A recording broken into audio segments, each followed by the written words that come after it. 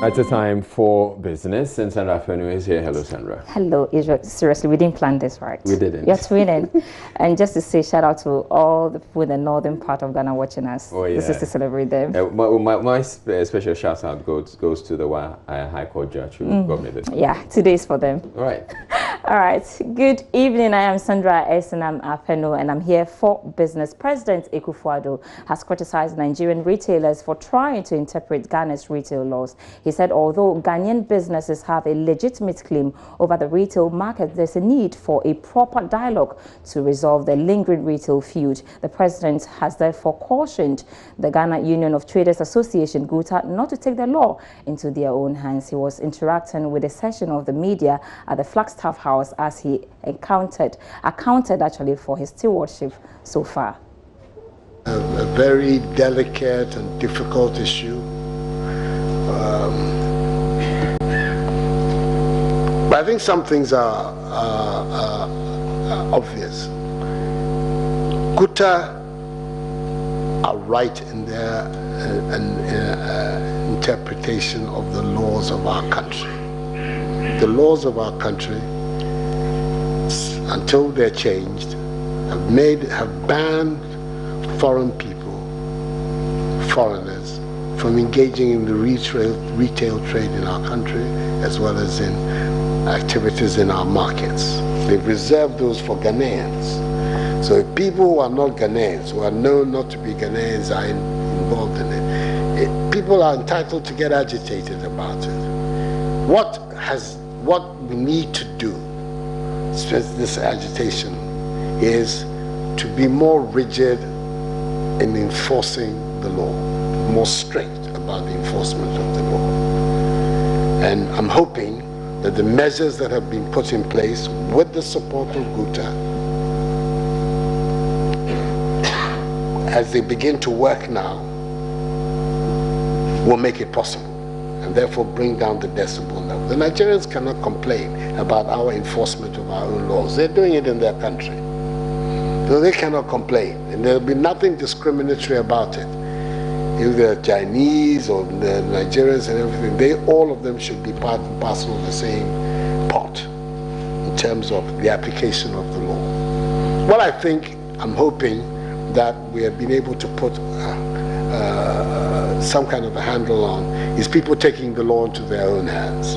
That is why I made that intervention with the GUTA and its leadership, that they cannot take the law into their own hands and by that go out of the way to start closing shops and all of that. That one is, there's no future in that. And if people take the law into their own hands over their own specific grievances, before you know, we have anarchy and we don't have a state.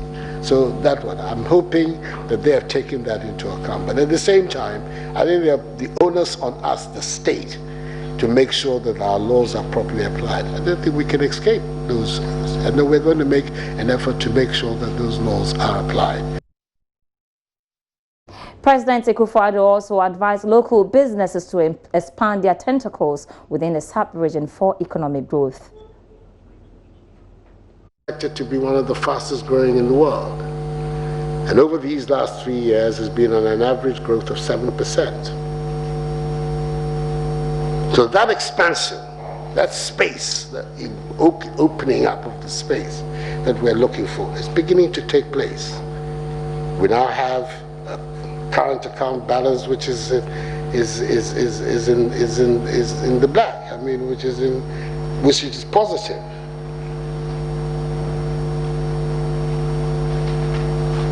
Parts of it is having an impact even on interest rates. All of us know that interest rates in our country are prohibitive, and they have been for years. They've been one of the major stumbling blocks to the growth of the Ghanaian economy. The 28% figures that we inherited are now on a weighted average down to 15.4%. It needs to come down even further. Really, Ghanaian businesses are to be competitive.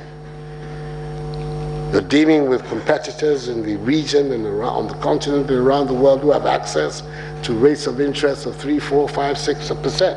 And then your businesses are going to the banks and they're having to pay 15, 16% rates of interest. These are all major stumbling blocks.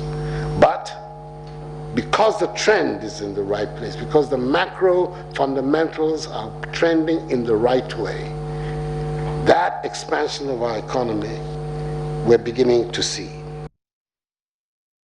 In other news tonight, the IMF board is charging government to halt any fresh borrowing that will be backed with the country's assets. This was contained in IMF's board's report after its staff completed assessing developments in the economy. George Wiafe has more in this report.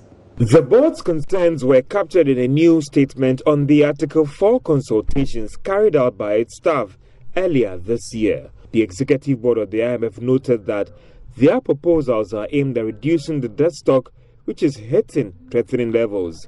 For some, the warning could be described as interesting, coming on the back of the recent Sino-Hydro deal.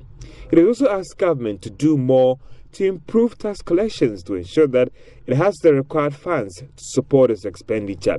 In another development that could also be described as interesting, the IMF board is pushing for an increase in the Bank of Ghana's international reserves and limiting any market interventions, or let's say supporting the market with more dollars to stabilize the Ghana cedi should be discouraged. This report might not be binding because Ghana is no longer under a fund program, but for some, it could hurt government, especially when it is working to go out and borrow on the international market. The Bank of Ghana is attributing the country's removal from the list of countries blacklisted for money laundering to some measures implemented by governments and regulators. Addressing the media at this year's Financial Crime Sensitization Seminar organized by the Bank of Ghana, Head of Anti-Money Laundering Office and Financial Stability Department, George Nkrumah, said this even puts Ghana ahead of its peers within the sub-region. When you are onboarding any customer, we have something known as KYC, that is, know your customer. In the same vein, when you are employing, you have to do KYE, know your employee, know the person that you are recruiting. Make sure the person, the qualification that he is presenting, you do a background check to see whether the qualification he claims he have is correct. Check from the police CID about any criminal record. Come to Bank of Ghana, Financial Stability Department. We have a database of fraudsters who might have caused some fraud in a bank. Those people, we have their record. So if you are recruiting, you make sure you check from this database so that we don't recycle these fraudsters in the financial system. And we expect each bank to also monitor their staff. The Anti-Money Laundering Act and the guidelines requires that the Anti-Money Laundering Reporting Officer monitors the staff account, look at their lifestyle, whether it matches the salaries, etc., so that we flush out all of these fraudsters from the various banks and from the public. The International Monetary Fund, IMF, is projecting a marginal jump in Ghana's debt stock. There's more on that, plus other stories in the business news. Tamaris. International Monetary Fund, IMF, is projecting a further rise in Ghana's debt-to-GDP ratio next year by 0.2% to 63.3% of GDP. This is to be driven partly by exceptional energy and financial sector costs. The Bretton Woods institution is, however, forecasting the debt-to-GDP ratio to drop to 60.2% by 2024. The debt-to-GDP ratio for this year is expected to hit 63.1% of GDP. The Office of the Minister of State in charge of public procurement has developed a code of conduct to guide the operations of procurement practitioners in the country. It will serve as the highest ethics and standards code for benchmarking procurement practitioners, suppliers, contractors and service providers in accordance with the Public Procurement Act 2003, Act 663. Three institutions, Ghana Statistical Services GSS, Vodafone Ghana, and Flowminder Foundation, have embarked on a partnership to produce official statistics using de-identified telecommunications data to strengthen humanitarian and development decision-making in the country. This collaboration, which is the first of its kind in Ghana, is aimed at taking advantage of technology to transform the production of official statistics. Thanks so much for watching. I'm back after 8 p.m. with more business news. Do stay tuned.